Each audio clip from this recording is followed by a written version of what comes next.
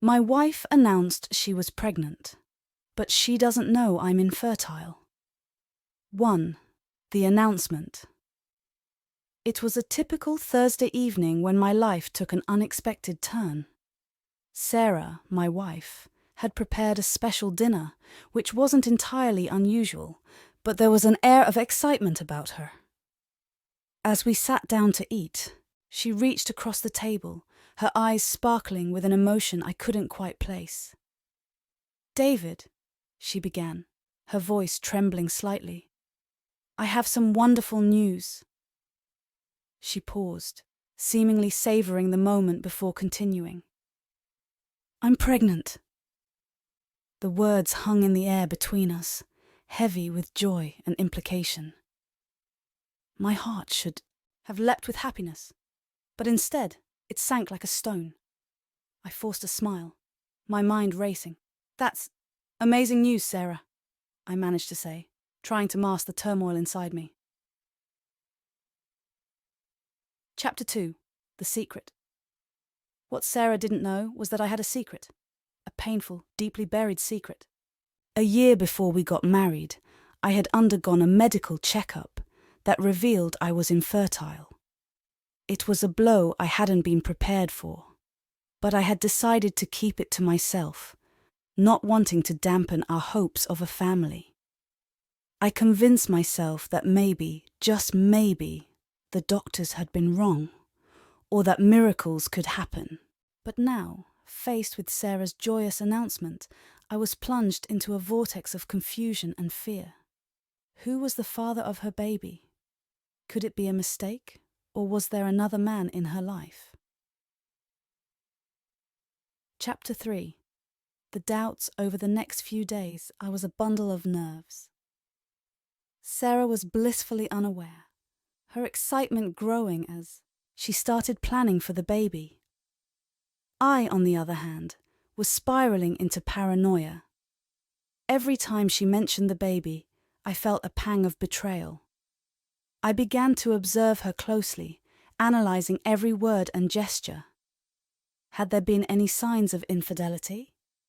Was there a suspicious phone call or an unexplained absence? My mind twisted every benign interaction into something sinister. Chapter 4. The Confrontation. One evening, unable to bear it any longer, I decided to confront her. "Sarah," I said gently as we sat on the couch, "I need to ask you something. Are you sure the baby is mine?" Her eyes widened in shock and hurt. "David, how could you ask that? Of course the baby is yours. Why would you even think otherwise?" I hesitated, my heart pounding. "Because I've known for a while now that I can't have children." Chapter 5. The Revelation. Sarah stared at me, her face a mask of confusion and disbelief. "What are you talking about?" I took a deep breath and explained. Everything.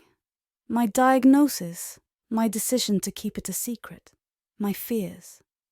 When I finished, there was a long, heavy silence. Finally, Sarah spoke, her voice soft but firm. "David, I wish you had told me sooner, but there's something you don't know either.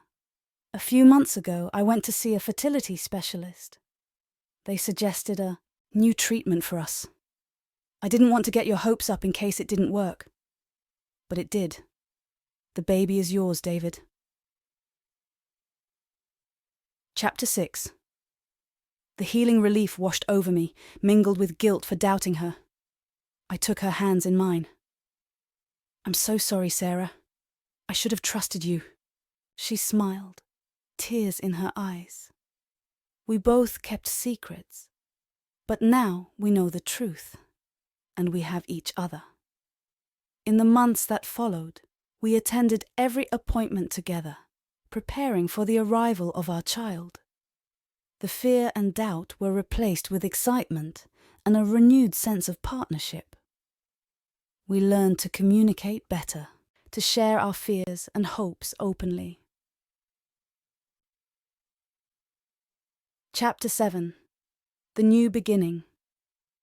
The day our baby was born was the happiest of my life. As I held our newborn son in my arms, I looked at Sarah, and we both knew that we had overcome something profound together. Our journey had been fraught with challenges, but it had brought us closer, strengthened our bond, and taught us the true meaning of trust and love.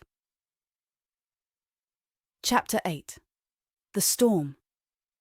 Just when we thought our life had settled into a blissful routine, an unexpected storm hit us. One afternoon, Sarah received a letter from the fertility clinic.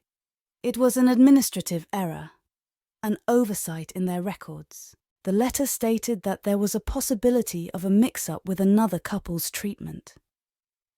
Panic set in again. What if the baby wasn't biologically ours? The fear that we had barely managed to overcome resurfaced with a vengeance.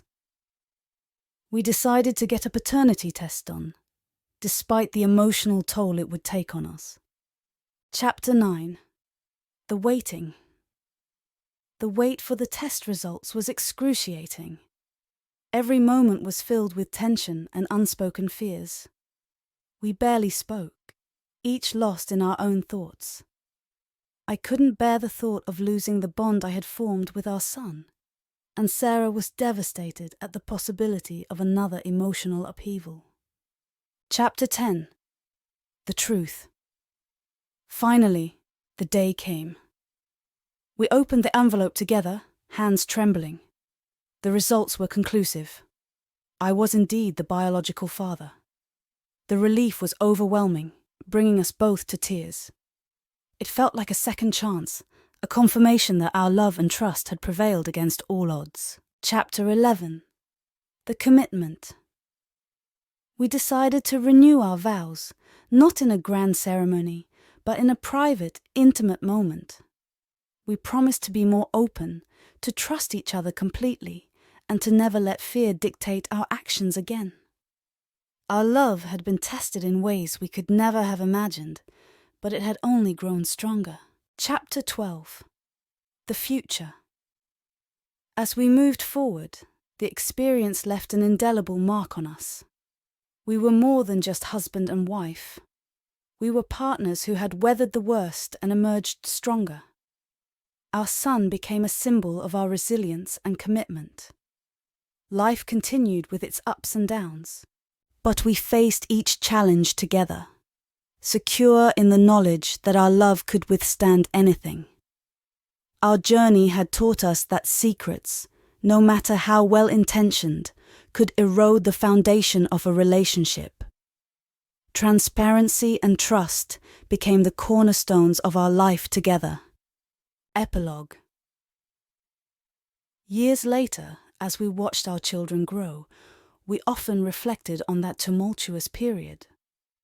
It was a chapter in our lives that tested our limits and reshaped our understanding of love and trust. In the end, it was not just the birth of our son that had changed us, but the rebirth of our relationship. Through all the trials, we had found our way back to each other, stronger and more united than ever. Our love story was not perfect, but it was real, and it was ours. And that, we realized, was the most beautiful thing of all. David's world is turned upside down when his wife, Sarah, announces she's pregnant.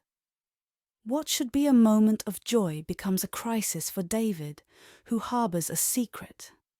He's been diagnosed as infertile. Conflicted and consumed by doubt, he questions Sarah's fidelity and grapples with feelings of betrayal. As David confronts Sarah, a deeper truth unfolds. Sarah had sought out a new fertility treatment, one that miraculously succeeded. This revelation initially brings relief, but the couple soon faces another devastating twist. An administrative error at the fertility clinic raises doubts about their baby's paternity. Through the storm of fear and uncertainty, David and Sarah must navigate the complexities of trust, love, and the strength of their bond. Their journey tests the very foundation of their relationship, but ultimately reaffirms their commitment to each other. A poignant tale of love, resilience, and the power of transparency. My wife announced she was pregnant. But she doesn't know I'm infertile is a gripping story about facing the unknown together and emerging stronger on the other side.